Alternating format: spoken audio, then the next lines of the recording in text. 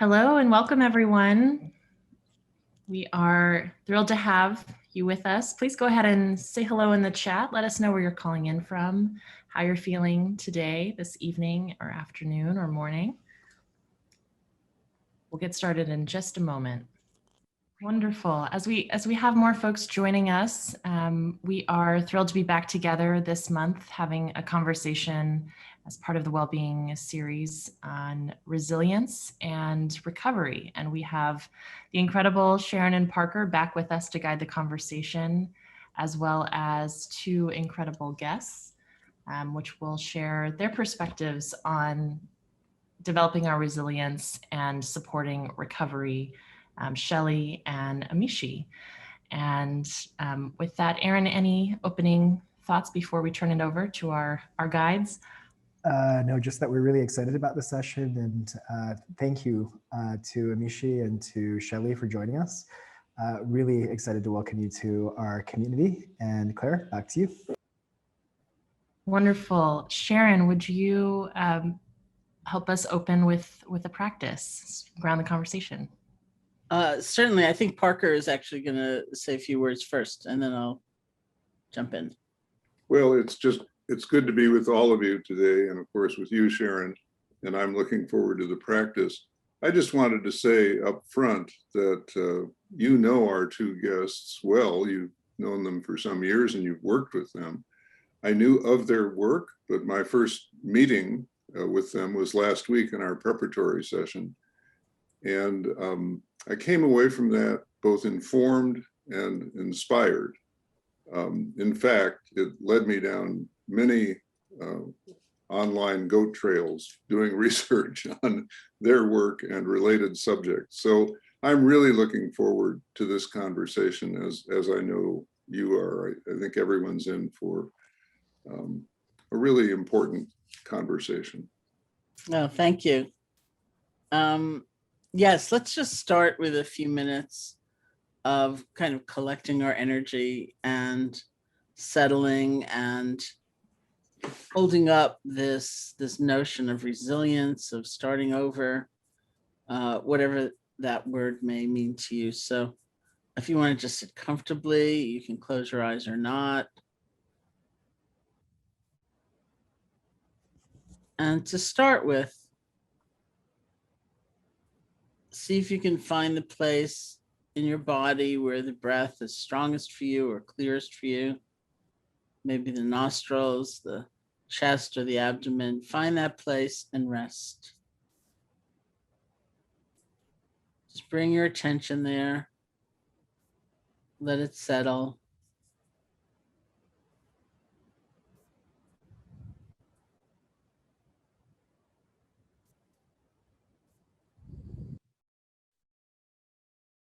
And I'd like you to notice what it feels like, how you speak to yourself when you find that your attention has wandered. Because that's a moment where we need to let go. And we need to be able to begin again. How much rancor do you have toward yourself? Do you feel like a failure? Do you get down on yourself? Or can you let go more gently? And with more kindness toward yourself, wherever your attention has gone, bring it back to the feeling with the breath.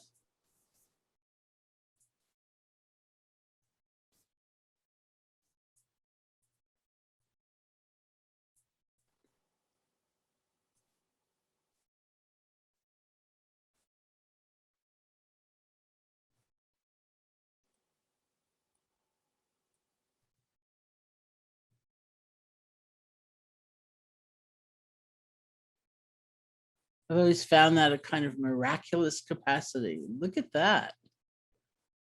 Wherever we go, whatever we contemplate, we can let go. We can actually begin again.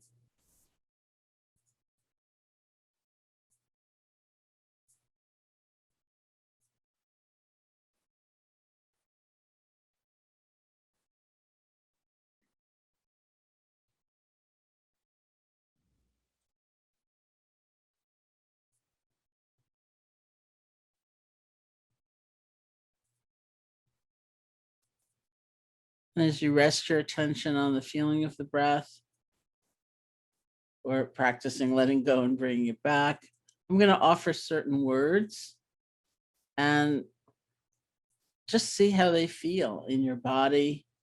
You don't have to tell a story about them like, I'm way deficient in that or whatever. Just let the word enter you and feel its flavor, its nature, wholeness.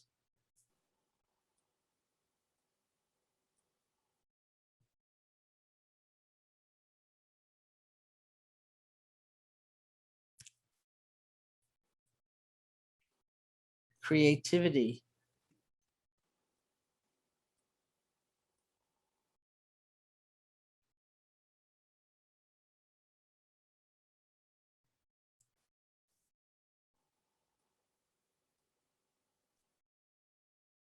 Flexibility.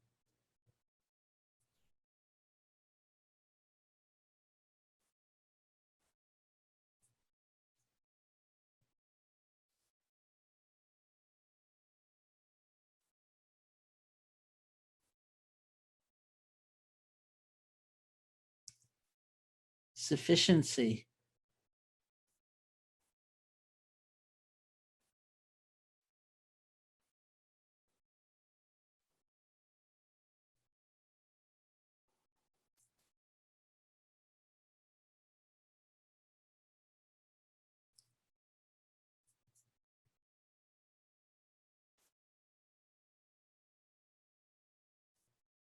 Capable.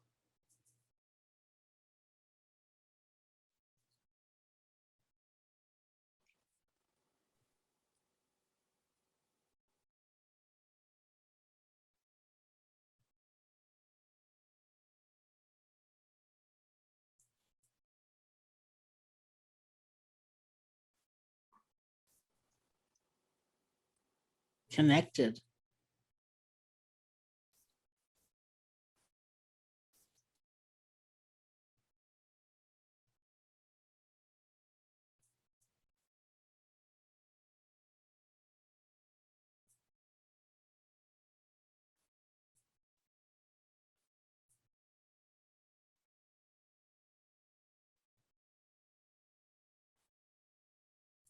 Enough.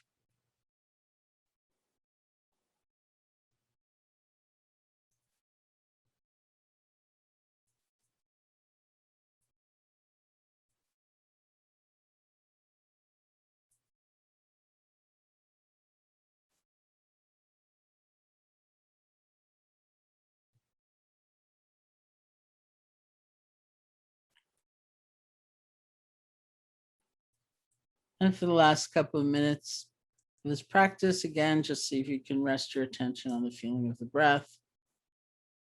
Nothing you have to fix or change. Simply being with your experience.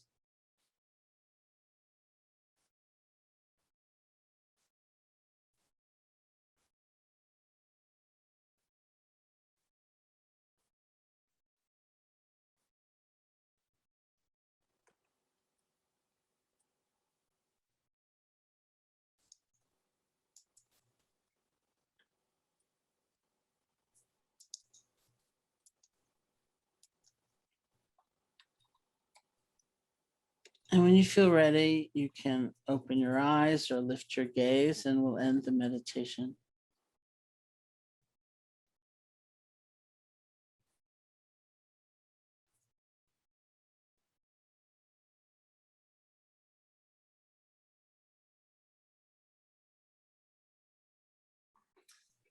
Thank you, Sharon. Thank you, everyone.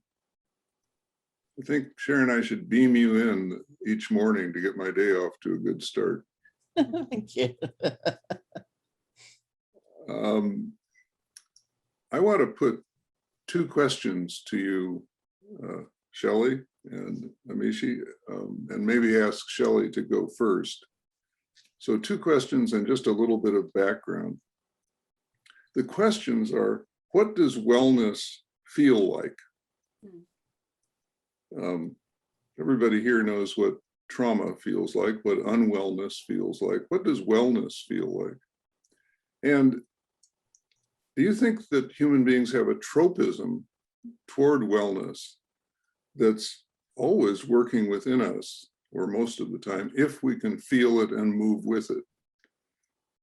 So something about the nature of wellness itself, and also about our own tropism toward it, like a plant's tropism toward the light.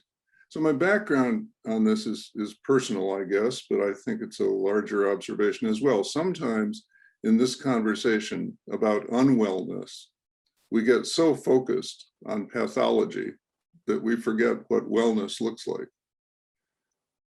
And when we forget what wellness looks like and don't mix it in as part of the conversation, I think we start to ignore those little signs of wellness within us.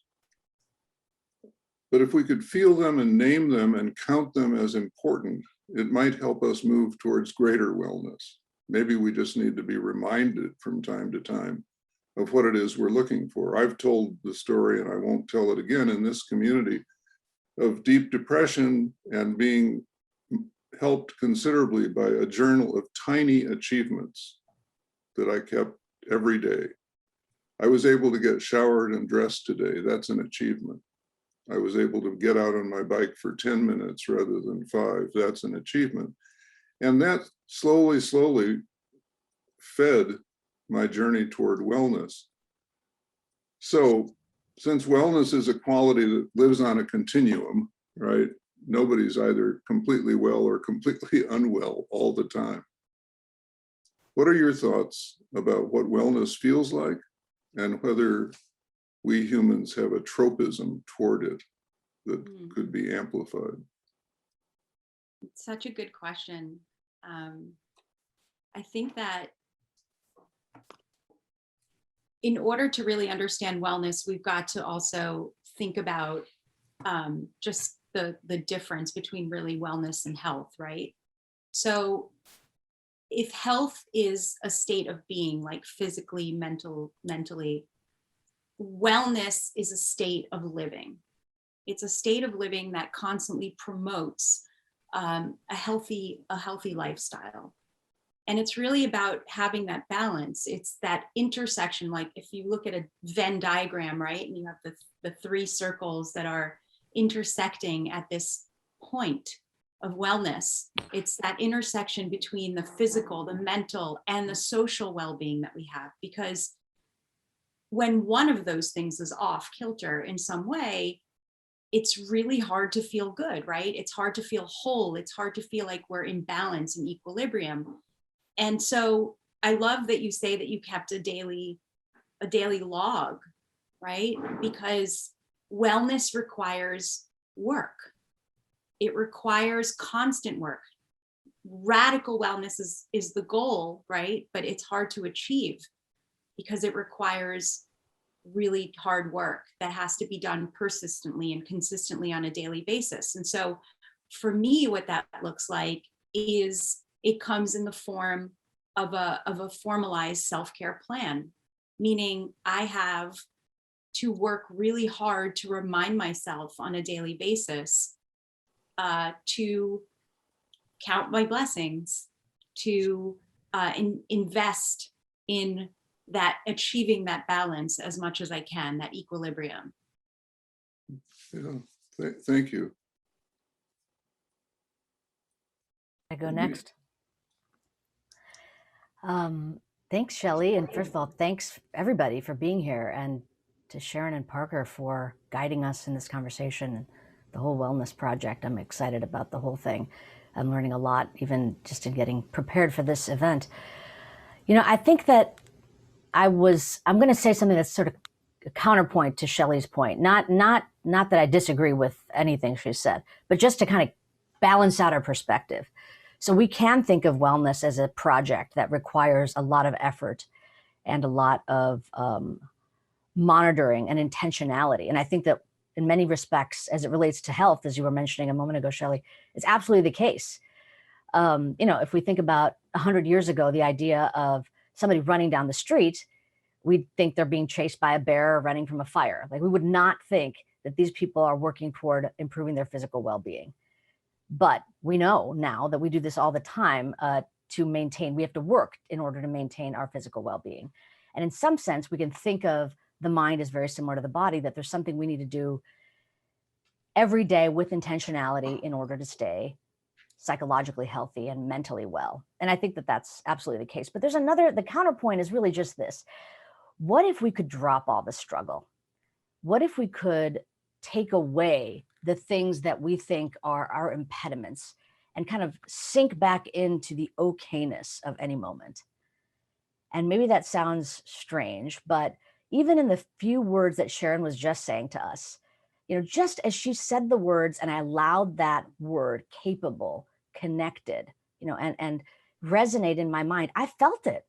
I felt there's no struggle. It is just present. And so I think there's something about this topic of wellness and health that is both of those things.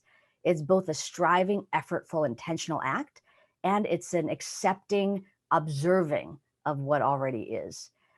And if we can kind of hold both of those always, we can act energetically in the world, and we can rest a little bit when we're exhausted, to kind of remind ourselves there's a goodness here, there's a wholeness here, there's a wellness here that is intrinsic to me and my personhood. So that's one kind of point. There's one other thing I wanted to say that's actually tied to what I study in my lab, which is the brain system of attention.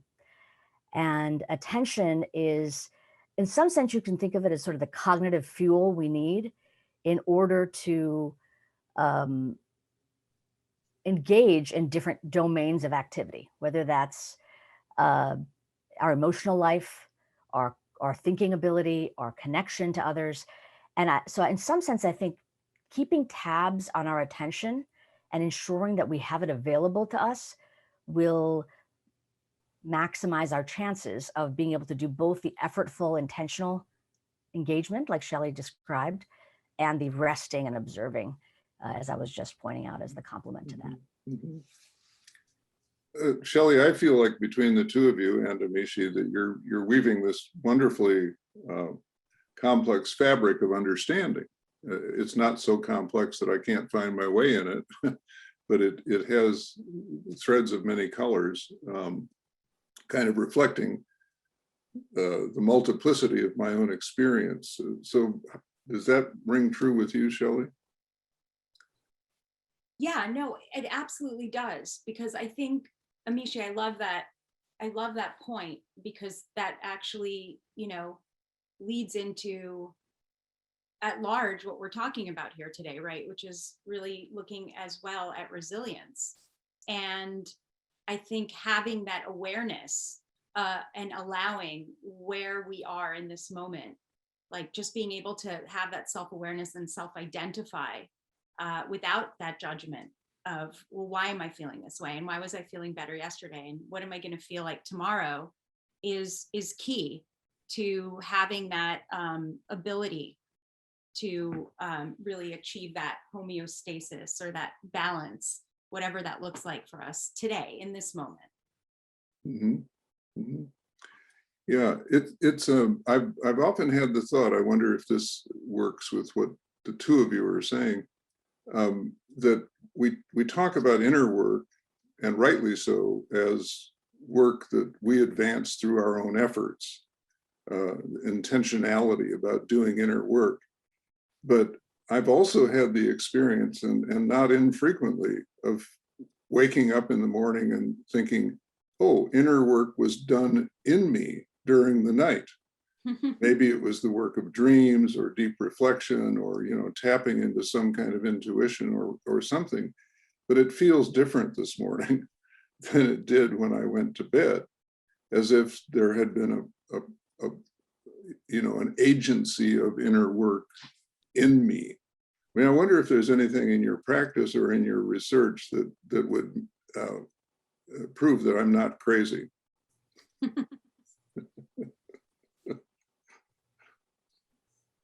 Shelly, do you want to take it, or? No, go ahead, Amishi. Okay. You're not crazy. Well, you're just as crazy as the rest of us. Let's put it that way. That's bad. We're all crazy. We're all equally in the crazy train together. And I think that the really cool thing about what you described is what you talked about earlier as this tropism toward wellness. There is something in us that has, I mean, homeostasis is one sort of technical biological way of thinking about it, but it's almost like there's a predisposition and a preponderance to arrive at that okayness that we were talking about. And maybe it's things like rest and sleep that can bring us there. And, you know, maybe the most blissful part of your whole day is going to be before you actually reach over and pick up your phone.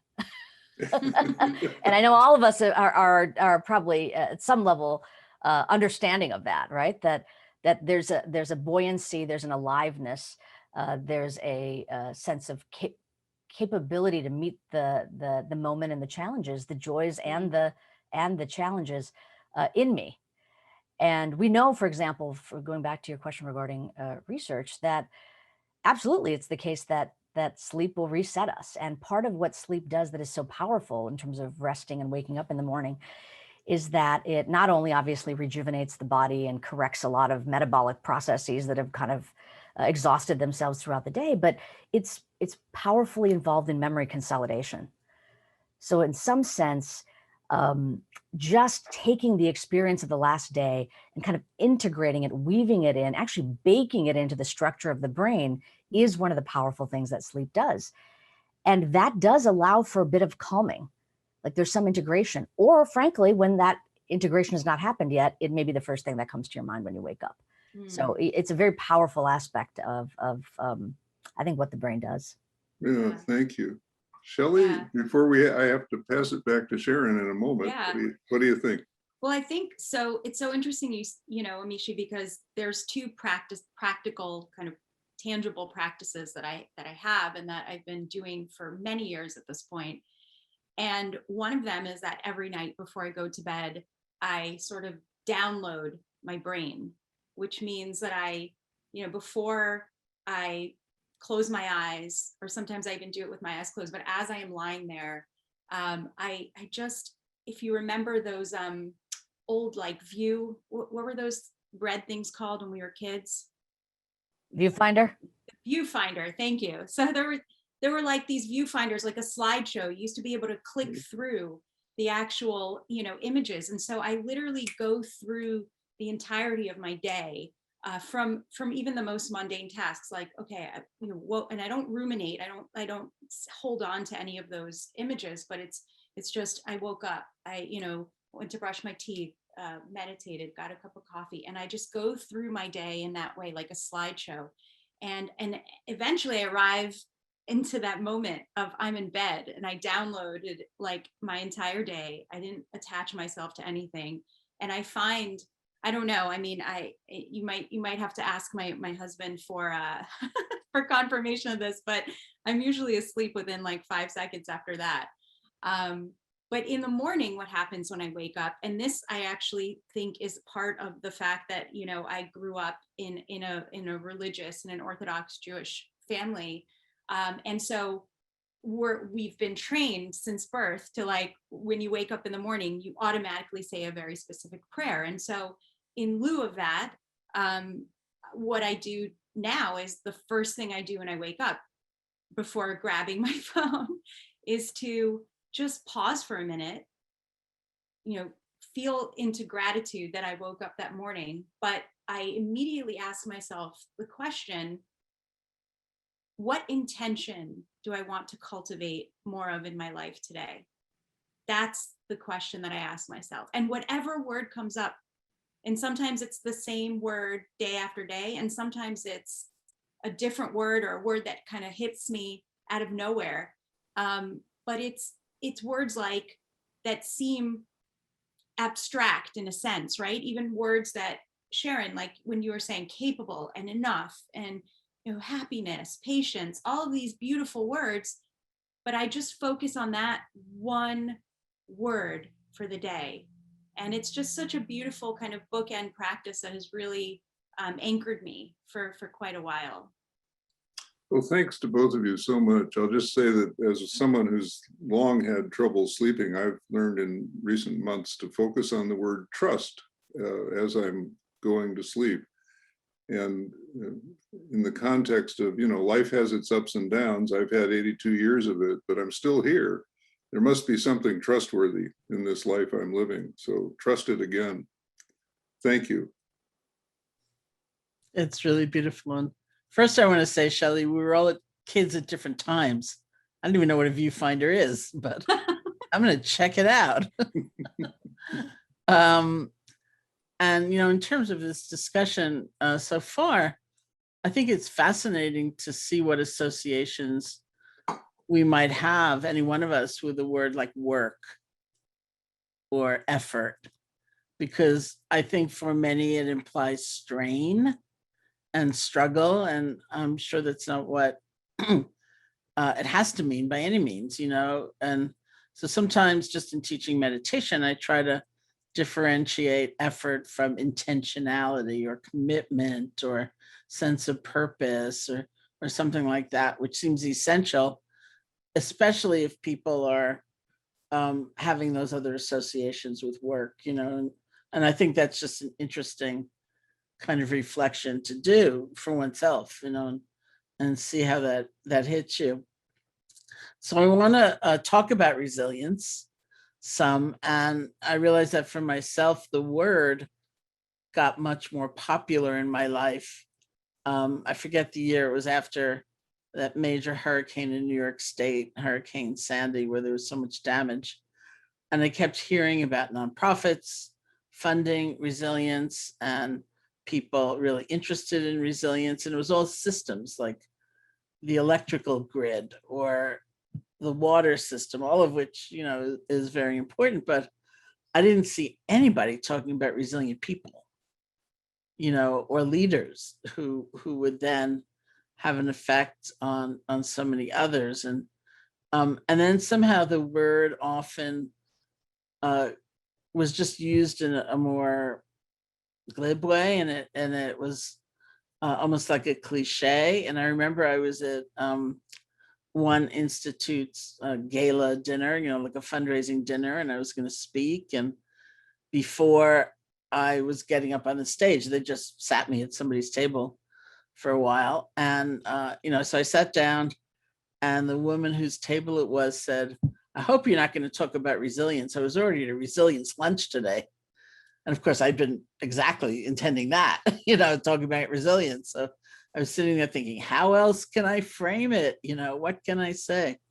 But deeply, in a very authentic way, it seems essential. And it seems essential to really refine the understanding one has of it, so that it's not just going back to the way things were, being able to return to the status quo, but I think it has other ranges of meaning. So let's start with Amishi. So you want me to just describe my... Yeah, what does resilience mean to you? Well, it's so funny because you had that experience. And I remember you telling me about that actually once in one of our late night gab sessions when you were over in Miami. And I had a very similar experience happen. I was actually briefing at the State Department, and they invited me to speak about the topic of resilience. And it was just literally on the walk from like the elevator to the conference room that the woman that was guiding me said, if one more person says the word resilience, I'm going to punch someone. And I was kind of like, this is the thing I'm supposed to talk about next. So I think that the main thing is it really highlights that reaction, the reaction you got, the reaction I got. It highlights that aspect of the exhaustion we are all experiencing. It's like, one more thing I've got to do to stay okay, to stay afloat. It really does feel like treading water. Like you're just keeping your head above water, and that is effortful, and it can be exhausting. So the kind of slight reframe, I do describe in my own mind, and even in the research papers that we publish, resilience as this capacity to maintain or regain capacities that are at risk of declining or degrading over intensive intervals. So there's less of it. And there's something we can do that is actually going to preserve that. So I appreciate your point regarding it's more than just preserving it, but I do think that that's an important part of it. But I think that beyond that preserving or maintaining is something I really describe as presilience or pre-covery. It's like, this is not so that you can have strong muscles to keep yourself above water when you're about to drown. It's that you don't have to struggle. There's a way to make your mind, there's a way to orient to your experience in a way that does not exhaust you.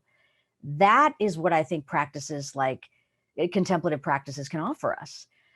And the kinds of practices that Shelly's describing, sort of these psychological skills that we can develop that really help us stay afloat without much effort. Almost think of it like you're just floating instead of treading water. I think that that's probably helpful to people. And also to realize that this is not a topic we should be discussing in the heat of an intensive demand that you're experiencing. Because what we know from study after study after study is that when people are experiencing high demands, for example, students going through the academic semester, or there's a launch of a big event in a company, or firefighters in hurricane season, like we're about to have here in South Florida, if we just track people's well-being as well as their attention, there will be a predictable and reliable decline. Less attention, less well-being. But if we offer something like mindfulness training in that interval, even though it's a demanding interval, we can find that they can stay stable over time. So that's something we would describe as cognitive and psychological resilience. And I just want to make one last comment, which is the notion that resilience is trainable is new. It really is new. It's not something that we really always thought about. In fact, if you look at the history of resilience research, it's mostly regarding sort of individual differences. Are you somebody who has a coping style that will make you more likely to be resilient to challenges that you face versus somebody who doesn't? And the hopefulness for me, again, as a brain scientist who's interested in positive brain changes that can be cultivated through practices we can do, that's very, very exciting, that there's something we can do to make ourselves, let's call it presilient, so that there's a little bit more buoyancy in us, so that if we do happen to experience a challenge, we will be able to meet that challenge without so much struggle. I love that. Presilience. That's great. Should trademark that. That's great. It's fabulous. That's great. Yeah, I mean, it is very interesting because I remember being called resilient or told when I was younger, like that I have this bounce back ability. And it really was described to me as more of a personality trait, like you get knocked down and you just get up. And it's so fascinating and like you said, hopeful. And I've seen that hope really close up in working with individuals who have experienced immense, unimaginable losses, losses of a loved one, loss of a child. And the fact that there is always the possibility to greet the change, right? As difficult as the opportunity is for self-reflection. But there's a point there where you can, a launching pad, if you will, to grow, to self-reflect, to learn. So there's that hope. It gives people the hope that they can actually heal, that when your surge capacity is, at the max, you can actually start to reel it back. And so what I've been able to witness really, in thinking about this is that the key to coping, I think, with difficult emotions and thoughts, the key to individuals who are going through something traumatic in that moment, and maybe it is, going through a semester and it's your finals or your medical exams or something as traumatic as loss, is the fact that you're able to incorporate, and this is leaning back on self-awareness and mindfulness, right? You're able to learn to coexist with your new reality. And you're able to feel like you have this permission to heal. And that permission is, it gives you meaning, right? To use my friend Fred Guttensberg's terminology, he says, or his identification of resilience for him was finding purpose and meaning that was able to give him that self-awareness, that bounce back ability, if you will, and a skill set of knowing how to just be able to pause and observe what is happening so that he can reset and resist getting stuck in the harshness of that reality. So basically, like these individuals, you know, who I work with most often, who are individuals that lost family members to gun violence, these individuals who I look at that are more resilient than others, if you will, they don't shut down emotionally. They actually have this ability to move forward because they can identify what they're feeling. They have that self-awareness, and they're able to move back from there, like reset. And that you know, creates a possibility for them to move forward. Yeah, I was actually going to ask you each, starting with you, Shelly, knowing some of the people that you've worked with, you know, so intensively,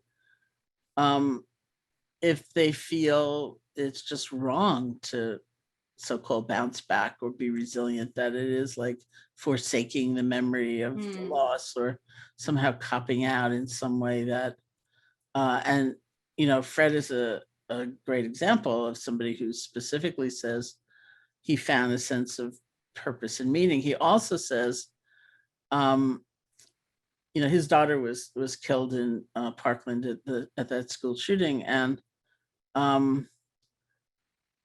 he said something, you know, for those of you who are also younger than I, and in America, I don't know if this TV show is anywhere else, but there was a TV show which starred this figure named Mr. Rogers, who was a really seemingly pure and wonderful, loving person. And when he tells the story about when he was a child and looking at some catastrophe or tragedy, his mother told him to look for the helpers. And Fred actually named the book he just published after that saying. It's not exactly look for the helpers, but it's very, very close. And somebody asked him, like, you know, why that name? And he said, because so much love came toward us in this tragedy. I wanted to honor that. I wanted to really hold that up, you know, in some way, highlight that. Right. But it did strike me that, you know, it could seem to people like, well, that's just, you know, wrong. That's like disregarding the true tragedy or something like that. Yeah. No, I see how people could think that, but I look at people like Fred, and I see that ability to be able to balance like the dark and the light and the sorrow and the joys, and to be able to look at the worst possible thing that could ever happen to a parent, right? The loss of a child.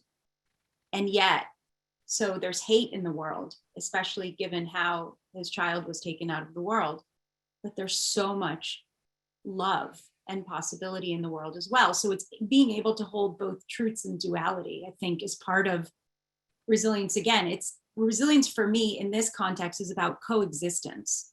It's about not succumbing to the enormous tide, the waves that are just constantly, the waves of grief that are coming over you, but learning how to, you know, how to tread water sometimes, learning how to hold your breath sometimes, and sometimes learning how to surf the waves as well, right? It's being able to just navigate through those uncharted waters and hold both truths and duality, and know that there is the possibility that one does not have to exist on its own, that it can exist 100 times a day in duality. And Amishi, I was really struck when you said resilience was trainable, because I find myself saying that about so many things, and it's kind of a little radical. Like loving kindness is trainable, compassion is trainable. It's not just like a gift some people have and that others are out of luck. It's just like these things are trainable, and that is actually pretty controversial. I'm wondering if you think that kind of the new interest or belief in neuroplasticity has something to do with an openness to feeling that these qualities are trainable. Such a good question. So, the thing about neuroplasticity is actually not new. It's very, very old. And we know this because we know that if people get brain injury, if they get an organic disease, as we age, the brain changes. So after adulthood, after we're sort of in a stable state of mind, the brain can still change. We've known that for as long as we've known that the brain is important for our psychological functioning, our cognitive functioning. The new part is that we can train the brain to not just recover function after injury, but actually optimize functioning even in a healthy brain. That part I think is quite exciting. And when I was in graduate school, the notion that the adult brain could grow new neurons was unknown. We thought that after adulthood, there's a proliferation of cells in the brain. You go through adolescence, actually the cells shrink back, and then you got a stable amount of neurons, and then they just slowly die off. That was the view. It's still the case that a lot of neurons die as we age, and we do have less brain volume. But the exciting news that was discovered in the early mid-90s was that the adult human brain can grow new neurons. That's amazing. It's like, I can grow new neurons? Yes. And it ends up that the part of the brain that is most important for doing that is the hippocampus, which is a part of the brain that is actually quite vulnerable to stress. So when people experience stress, it starts shrinking this important brain structure and other brain structures, and we can end up disabling the kind of healthy production of new cells that might happen. So that's sort of the fundamental kind of building blocks for neuroplasticity. Is it's in an optimized direction. But I think that the one really important thing to think about the brain is we are constantly training our brain. We are constantly training our brain through our experience. We're either training it to be demoralized, depressed, feel incapable, and that will be what we experience. I mean, sort of the story about which wolf are you feeding? I know that's sort of one of these very important stories about the value of our orientation toward experience and the life we lead. But truly, and as it comes to the brain, this conversation is changing your brain. Hearing my words is changing your brain. The brain is constantly evolving. So we have to put some intentionality of the direction we want to move it in. And thankfully, there are practices we can engage in with regularity that are more likely to result in a healthier, more emotionally regulated, cognitively clear brain. So I do think that's really exciting. But to kind of relate it back to Shelly's point, I think that this notion of it's almost a dialectic, the notion of two opposing, not even opposing, two seemingly contradictory views, that there is pain and suffering and hell that people can experience, and the loss of a child certainly typifies that. And there's goodness and love. And that putting our attention on one doesn't negate the other. So to hold both of those, it's one thing to think about that conceptually, but how do we do that in the brain? We do that in the brain through a brain system called working memory, which is sort of, think of it as like the whiteboard of your brain. And the whiteboard of the brain allows for temporary storage of information. Then the ink kind of fades away. It ends up that under stress, that whiteboard's available space will start to shrink. And it makes us more vulnerable to wanting to shorthand what we can keep on it. Almost like I can only keep the sorrow and the pain on here. There's no room for the goodness. And so in some sense, having these capacities that we can cultivate, we can actually grow our whiteboard back so that more opposing ideas, more seemingly contradictory views can be held at the same time, that give us back the fullness and buoyancy of mind to maneuver through life. Thank you so much. Parker, I wonder if you would like to jump in at this point. Well, I'll just say, first of all, that I think all the folks online can see why these two drove me to the web and surfing and down many a goat trail with their very insightful and ideas. So the question that I'd like to pose at this point, to take us a little closer to the fruitful end of this conversation, has to do, Shelly, this one aimed at you, with how we can support our resilience by doing our work differently.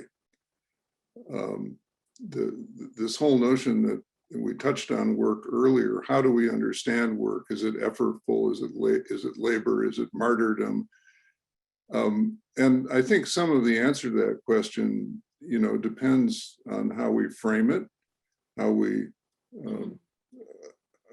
move through it day by day, how much slack we cut ourselves in doing jobs of the sort that everyone on this webinar has, which, can never be finished, on and on forever. So what are your thoughts about reframing our work situations in a way that supports resilience? And I'm wondering if I can just jump in for a second, if you could include the self-care Yeah, sure. bundle, whatever you call it, Sure. program. Yeah, plan. no, of course, absolutely. Well, I think it was years ago, somebody asked me to describe what it is that I do, and I couldn't come up with anything. And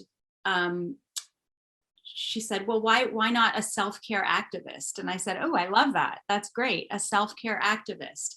And so I've been sort of trying to really live up to that title at this point. But what I could tell you is that really my own personal practice that helps me build and maintain resilience, if you will, right? Or get back to a balance as much as I can, is the commitment that I have to radical commitment, actually, to, again, a formalized self-care plan, which is also known as a coping plan.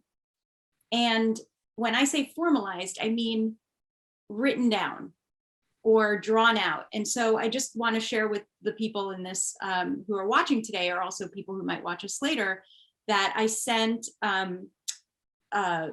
the admins on this webinar a few different types of templates that you might be able to use. And I'm just going to really quickly, for literally 2 seconds, just show you what this used to be my self-care plan. It's colorful. I'm a visual person. It may look really silly, but it was actually pinned to my bulletin board at work. And it became really a conversation piece. And you could see that it has, mind, body, spirit. Here are the people in my life. These are the things that I want to accomplish. And simply the act of just writing those down. So that template, by the way, is also included in what you'll be able to download later. But my commitment to writing it down was kind of that first step, right? Having that formalization. It helped me prioritize my relationship. It helped me ensure that I can take care of my body daily, that I can remember to avoid negative outlets in an attempt to mask pain or stress that I'm going through in my life. But it also gave me the opportunity to engage in persistent, self-discovery, right? And that's through the practice of mindfulness on a daily basis. And what that practice has brought to my life, and actually think to the life of many others who I've worked with, whether in the social justice space or political activist space or other spaces, is the ability to identify when I am stressed, to really identify the onset of this physiological, biological feeling in my body. And once I sense, for me, it's that knot in my stomach, that increased heart rate, the closing of my throat, that's how it shows up for me. I can default right? That's the trainability. I default into a pause, a mindful pause, as opposed to shutting down and being reactionary, right? So now I can choose to respond versus react. And when I'm reactionary, it could possibly be harmful to myself. It could be harmful to other people. So to get to this default mode, right, I needed to have this reminder in a formalized plan. And so writing it down and putting it in your junk drawer or under a stack of mail is not useful. What needs to happen is that this plan needs to be then shared with other individuals in a communal setting, because self-care is not an individualistic pursuit, it's a communal pursuit. I know that the word self is in there, and so it implies it's individualistic, but really it isn't, because we need to rely on each other to be able to, number one, hold each other accountable, to make sure that we are actually doing what we say we want to do or intend to do, what our intentionality is, to use Amishi's word. And the other thing is that communities help us remove obstacles that are in our way, because the systems that have been built in this world sometimes don't work in our favor, right? So if you're a single mother, for example, and you have things that are on your self-care plan list that you can never get to because you don't have a babysitter, or you don't have the financial means to do that, for example, then you are going to need to rely on other people in your community to assist, to help remove those obstacles. And so that's the beautiful kind of mutuality, if you will, mutual aid nature of creating something that is formalized, communicating it, sharing it with a circle of influence or community of care that becomes a safety net. And suddenly it doesn't become this like lonely pursuit of wellness, this lonely pursuit of resilience, but rather, again, thinking about service, finding the helpers. Suddenly you are reaching out to create a web of a social network of support. Thank you. And Amishi, I know you've also worked with a lot of very high stress individuals and populations and communities. And I wonder if you could say something about kind of training and recovery, which is another aspect of resilience, right? It's in a way not blaming yourself for having faltered or fallen or blown it or made a mistake, or but really having that ability to begin again. And I'm wondering if you could lead us in a brief practice, actually. I'm going to toss the practice back to my dear teacher, Sharon Salzberg. But let's before we do that, let me answer the question that you posed, which I think is a great question. That is really, if you think about it, it's almost like what Shelly said, I would say, comes after what I'm about to say. So keep everything she just said in mind. And what I'm talking about is like the piece before you'd even embark on this plan. And I think implicit in Shelly's clarity on what to do is what I'm about to say, which is, if you do not do this, if you do not actively, willfully, intentionally do anything to promote your self-care, and I'll define what I mean by that, there will be trouble. There will be trouble for you, and there will be trouble for anyone that interacts with you or that relies on you. And that's another part of this communal piece. For you to be effective in what you're doing, you need to be fully empowered with your peak capabilities. So this is not a selfish act of, it's not a mental spa day, which, by the way, there's nothing wrong with a mental spa day or even an actual spa day. But there's like a guilty indulgence aspect of it. This is not about that. This is about rightfully and responsibly refilling your cognitive fuel tank so that you can actually do the work in the world. And if you don't do that, you're actually impeding your ability to be not only effective and fulfilled, but you are not as capable of meeting the challenge that other people might need and the responsibilities other people might have of you. So, it's very real what I said, that under high stress circumstances, we are depleted. And if we experience strain and demand over multiple weeks and months, there is less of us. And we felt it, by the way. We're right now in this moment, various stages at various parts of the world of having endured a global pandemic.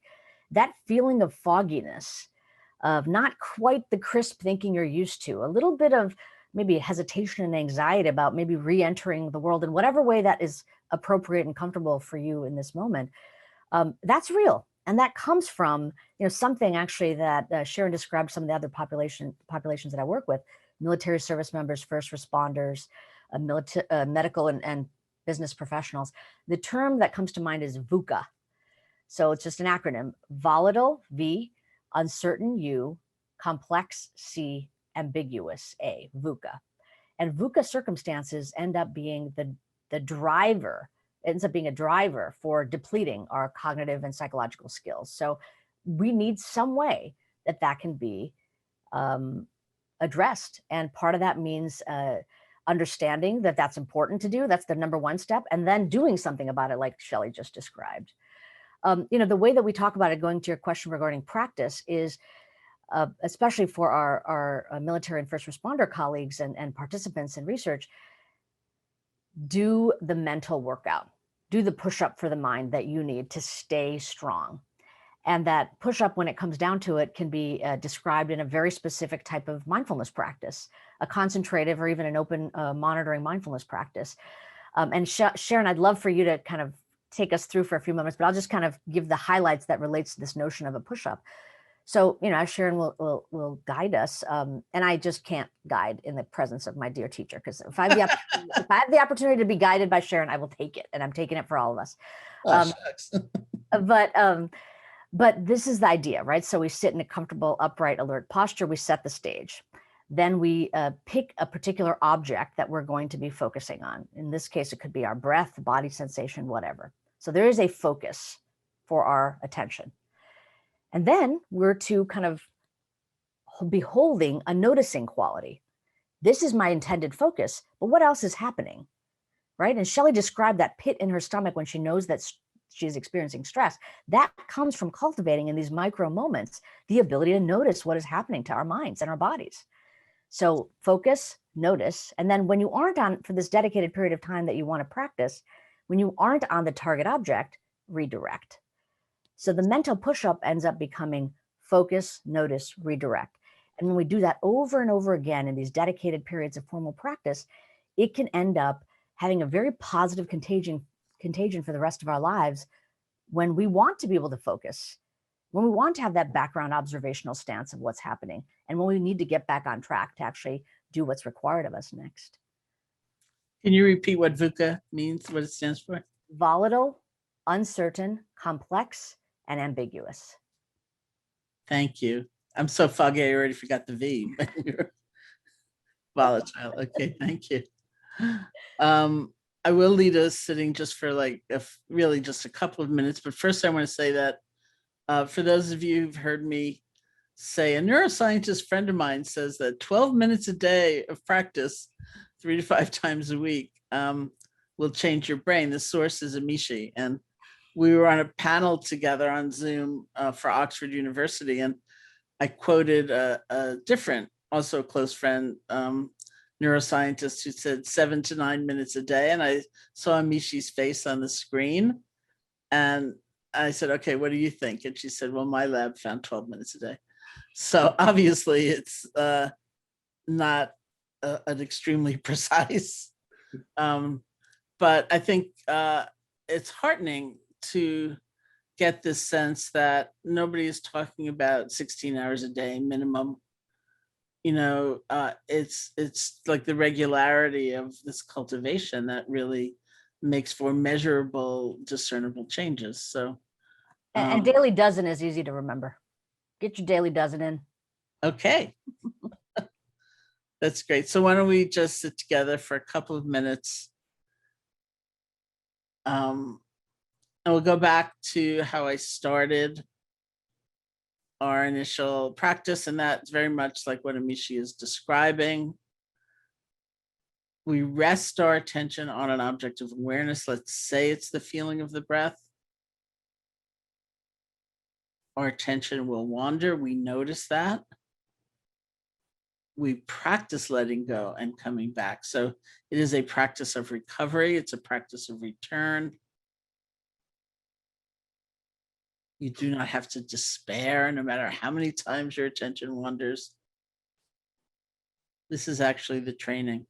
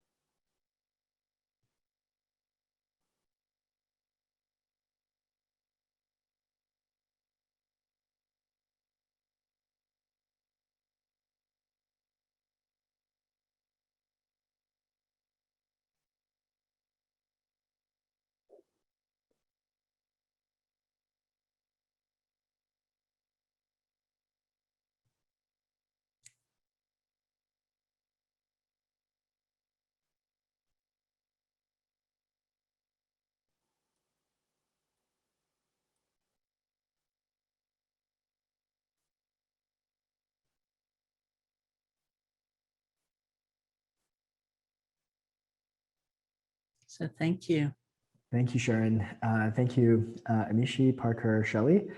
So we are going to bring to the group some of the questions that have been shared by everyone here in the call.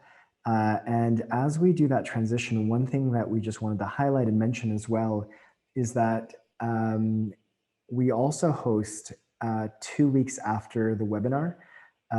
So the fourth Tuesday of every month, I hope I've got that right, the fourth Tuesday of every month, a cafe session as well with the wonderful and extraordinary Dean of our Inner Work programs, Nancy Mortefi, who hosts a deeper dive into the topics that we've been covering in the webinar.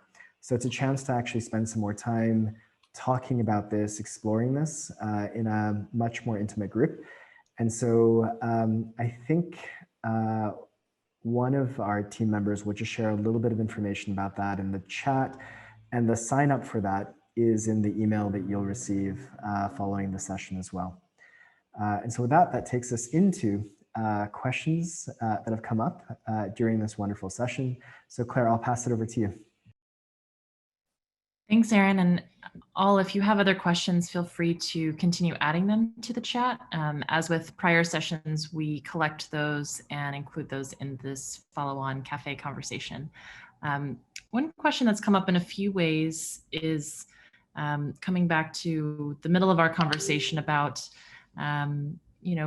just being tired with the word resilience and how to reframe that and move forward, how to rethink that, build a more positive momentum for people around well-being, and how that can take different shapes in our personal or work settings. So wondered, Shelly or Amishi, if you had any practical tips or guidance as we leave this session. How do we bring this back into the spaces that we are in day to day? I'll jump in. So in a practical sense, I think to just kind of build upon something that I said earlier in terms of my morning practice, I think about what intention do I want to cultivate in my life today?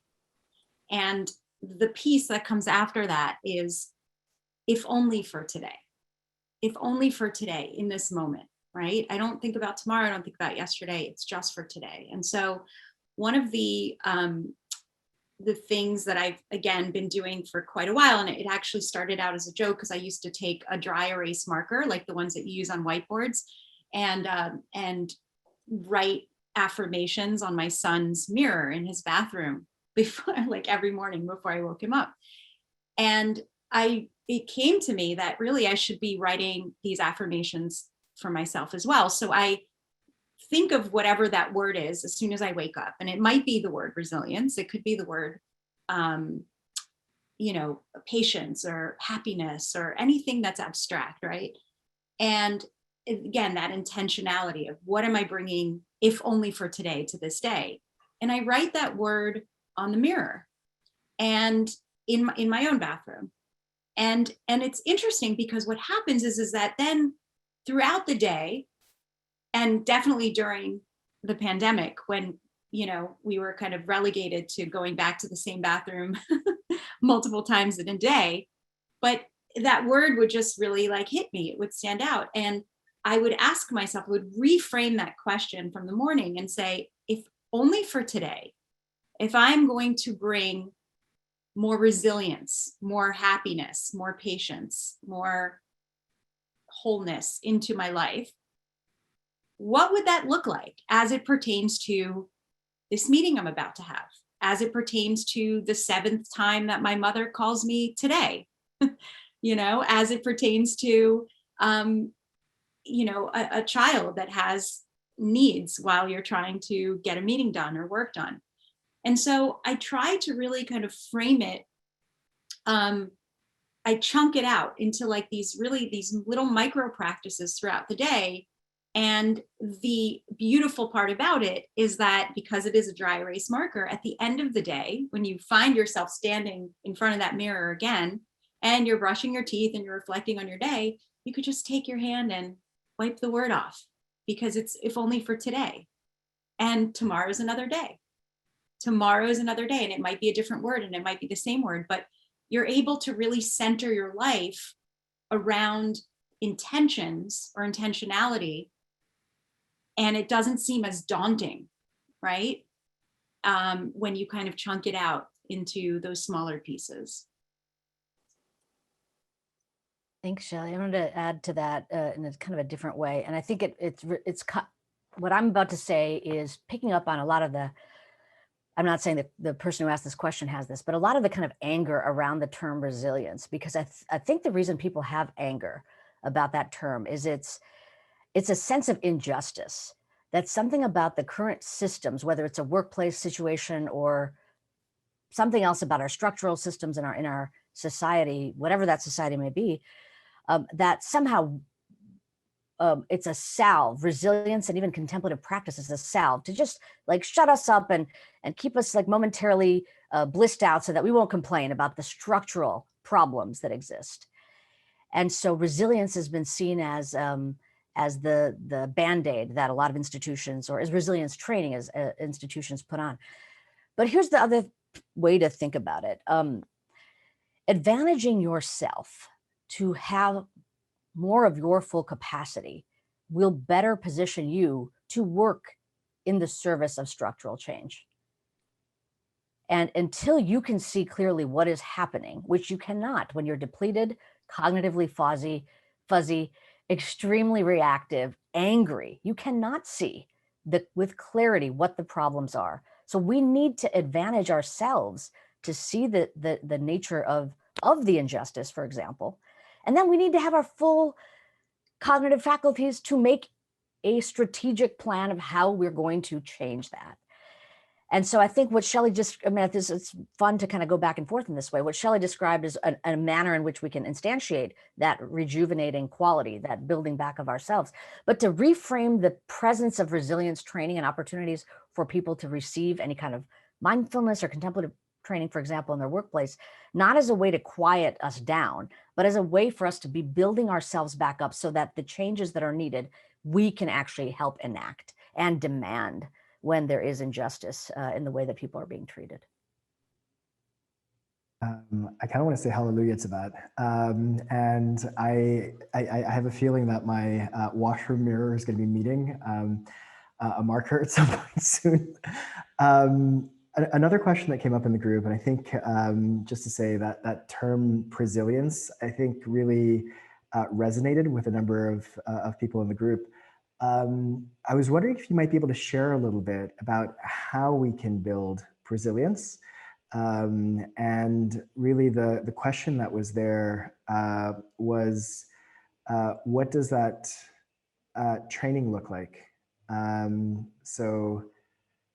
And is it important to have that in place before an intense period? So over to you both.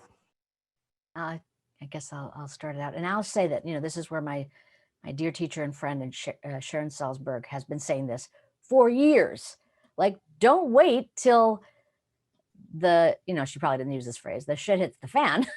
Like, start today. And that is really the spirit behind what I'm saying of the term resilience. Is no matter where you are in the continuum of stress and demand in your life, it is not too late to start. And I will say that phrase, that statement comes from actually our evidence base from the research that we've conducted. So what the program or what the training looks like is thankfully available to us, and is more available to us right now in this moment than probably recent history, which are mindfulness training programs, contemplative training programs, loving kindness programs that are formally available as manualized session by session guided training that you can receive. Or if you've already done that, apps on your phone that you can find, or go to Insight Timer and listen to Sharon Salzberg's guided practices. There's so many different routes by which we can engage in practices. And the key is that they have these core elements of allowing us to cultivate both a directive, concentrative orientation, like the practice Sharon just mentioned us of pick a target object, breath-related sensations, when your mind wanders, return it, and an observational stance to what's happening, like open monitoring practices, and a connection or kindness orientation, like loving kindness practices. I would say that's the trifecta of the kind of three things that you might want to have as your daily practice toolkit. And one last comment is that we have offered practices in this format. We in my lab, we use a program called mindfulness-based attention training, 8 hours, 4 weeks, 15 minutes a day of daily practice, 5 days a week.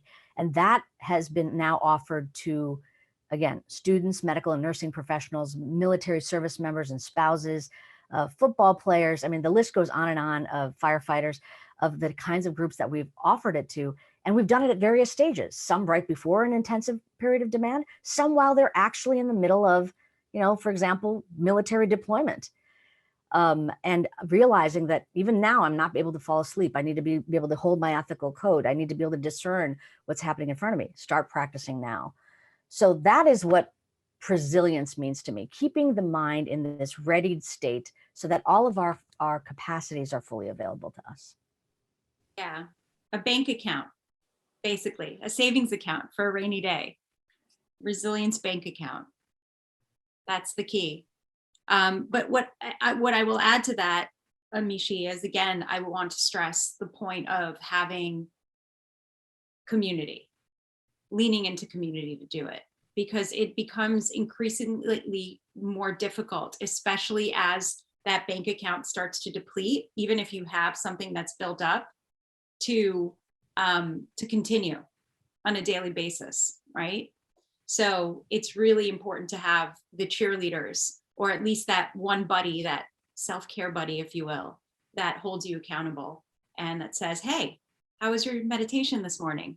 Or, how was that session? Or here's your reminder. And it really keeps you on your feet, keeps you on your toes, and makes sure that you're not just depleting the account, but also like rebuilding it back up. I wanted to add just a quick word about this question of resistance to a word like resilience in organizational settings. I think what has been said is right on target about why people resist. I also think that large-scale organizations make a terrible mistake by having these kind of pro forma staff development sessions where they bring in the flavor of the month or the flavor of the year, and there's resentment within around the fact that this is just space they have to fill, and now we're going to hear, another tip, trick, or technique.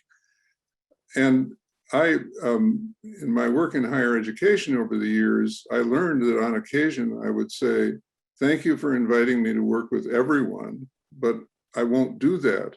What I will work with is a group of people, a smaller group of people who are more receptive to these approaches, who I can help become change agents within the organization. go deeper with them in order that they can take next steps with their colleagues in a way that I couldn't take offering a workshop that everybody's saying, okay, I'll hold my breath and get through this, but no more. So it's kind of a shift from an educational mission to a social change mission in those who do the work. And I'm sure that's very familiar to both of you. I just wanted to name it. Thank you, Parker. We have one last question. I'm going to pass it over to Claire for that. But before that, Amishi, the tri-factor approach that you mentioned, there's a number of people that were hoping to capture that and have been clamoring for you to say again what that tri-factor approach was. So. Oh, I'm sorry. I just said the word trifecta. Trifecta. But what I meant was just that there are three main components we can think about for rebuilding sort of the daily, to go back to the top of the hour, daily wellness workout, if you will. And one aspect of that, or one factor, if you want to call it trifactor, is fine, is concentrative practices, like mindfulness practices where there's a target object. The focused attention practice or breath awareness practice is one of those. The second factor is receptive practices, open monitoring, for example, allowing thoughts, sensations, emotions to arise and fade away in our experience. And there are open monitoring practices that we can do for that.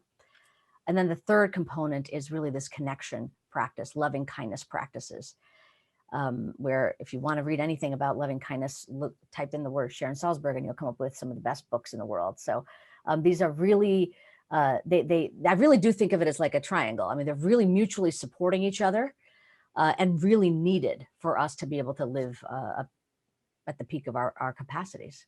Does that help, Aaron? Thank you, Amishi. Thank you for the love fest. And I just want to ask, where can somebody find some of this research if they were interested in looking for it?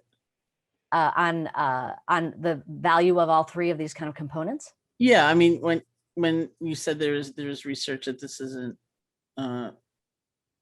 Yeah, I mean, right. This is not just my ideas, but we're actually have data behind it. I mean, any of our work would be a good place to start. I'm the one talking to you, so I'll just say you can always go to our lab. If you want to find me, if you remember my name, amishi.com, and you'll find my laboratory at the University of Miami's website with all of our research publications there. Or if anybody on this call, if you really are dying to know something specifically about research, you can always email me. I just want to note to give you another term, Amishi, that in the hockey world, this is known as a hat trick. 3 in a row. I think we have time for maybe one last question. So Claire, maybe we could bring that into the group. Sure. The question is around how we extend this beyond ourselves to children. How do we teach our children the necessary tools to heal trauma or become resilient without explaining such a complex subject? Or can we use the same tools as adults? Just what are your advice or guidance for both awareness and working through trauma as well? I mean, I don't work with kids usually under the age of, let's say 14 and under. But what I can say is that based on working with individuals who do,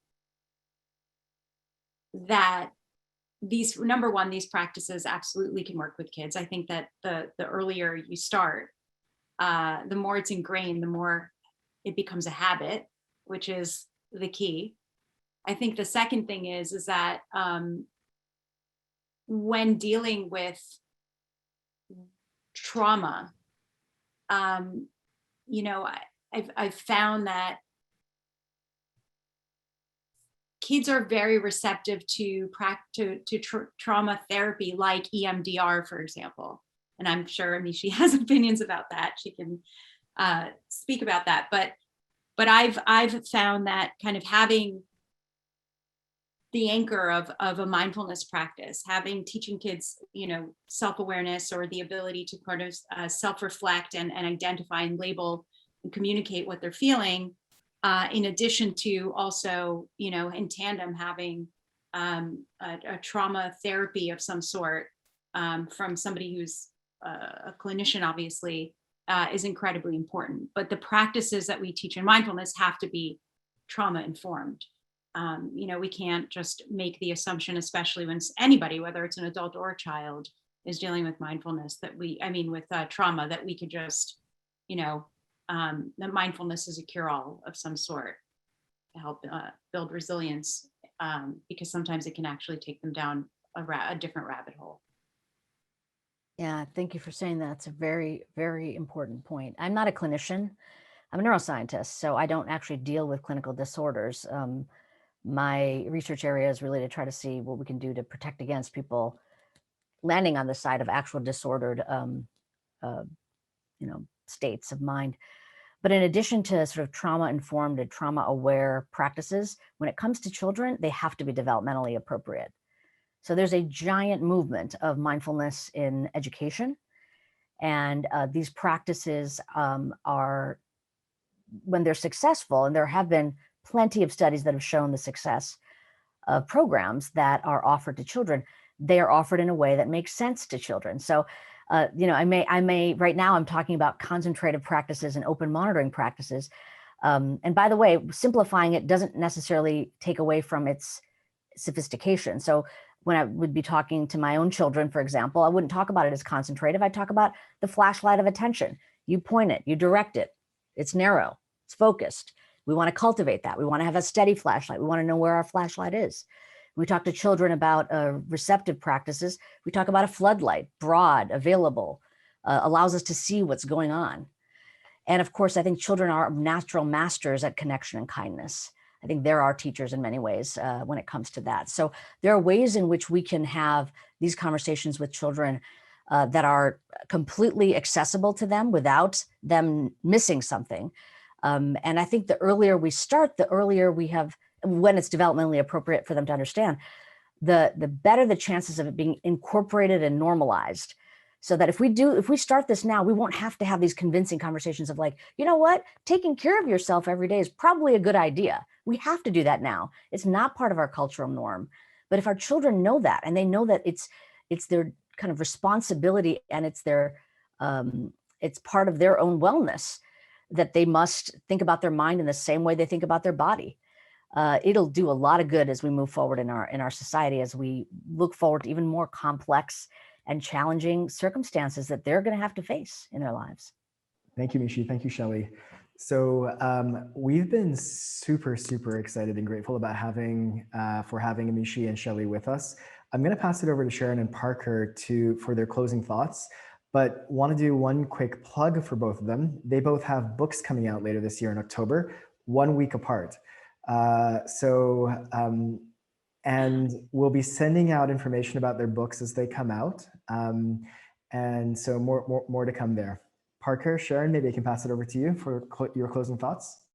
Well, I always want Sharon to have the last word, so I'll go first. That's how I learned.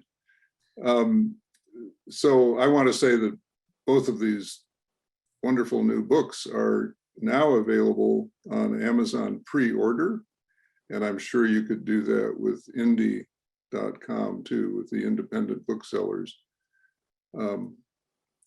As I think you now know why listening to these two for a while last week turned out to take up most of the rest of my week.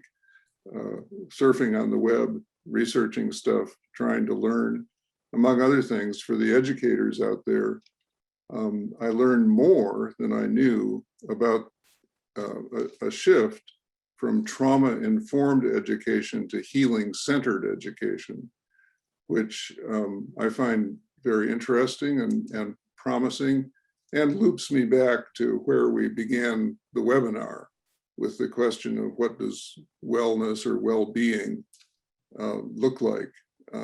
It came to me through conversation with a friend that this is much like the shift in community organizing from scarcity-based approach, you folks don't have what you need, but we experts have it, to the asset-based approach.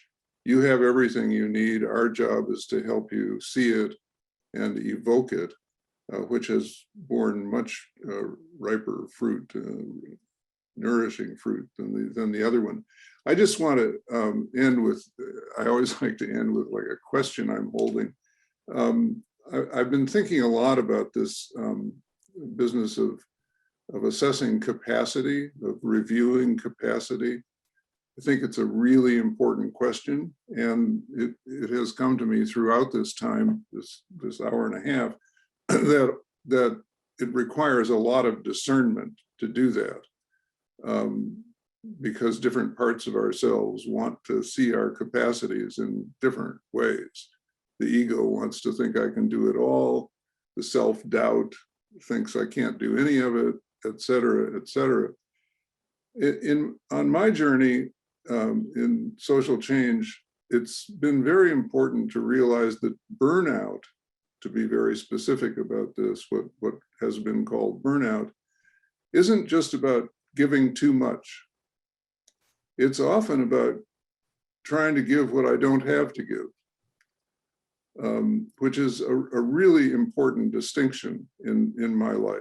You know, I feel called, as I think many people on this webinar do, to give all kinds of things to all kinds of needs. But there are some things that I don't have the capacity to give.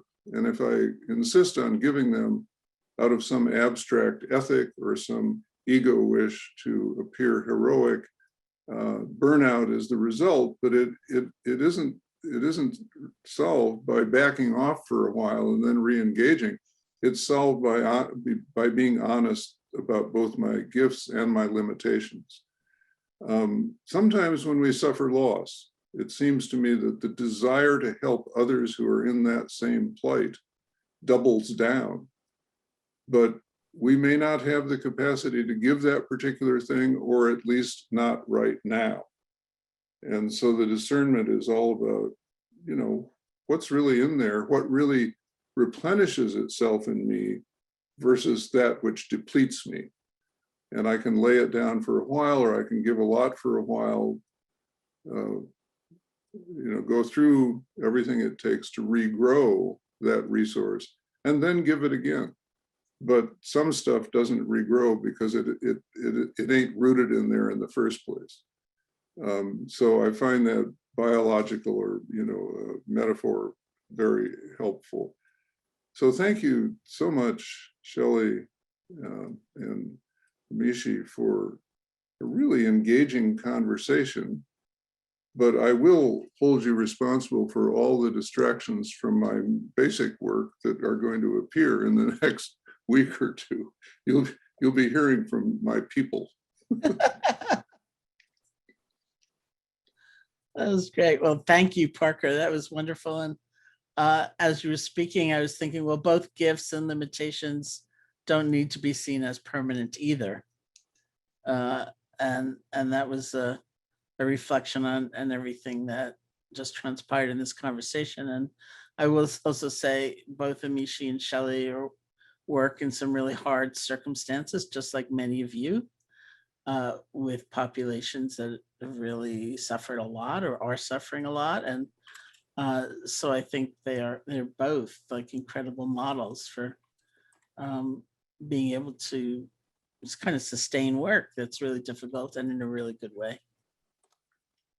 Thank you, Sharon. Thank you, Parker. Thank you, Shelly and Amishi, and thank you, everyone. This has been a fabulous session. Just a quick heads up for the next session. It's going to be on healthy relationships and healthy boundaries. The session will be happening with Robert Gass and his partner, Judith Ansari, who are both terrific. It was one of this community's favorite sessions last year. They're dynamic and fun, and this should be a really, really good session. And with that, I'd love to just invite everyone to maybe turn on your videos. And as we turn this session off, maybe just expressing our thank you and goodbyes to our wonderful group of 4 people who hosted us and shared with us today. So thank you, everyone.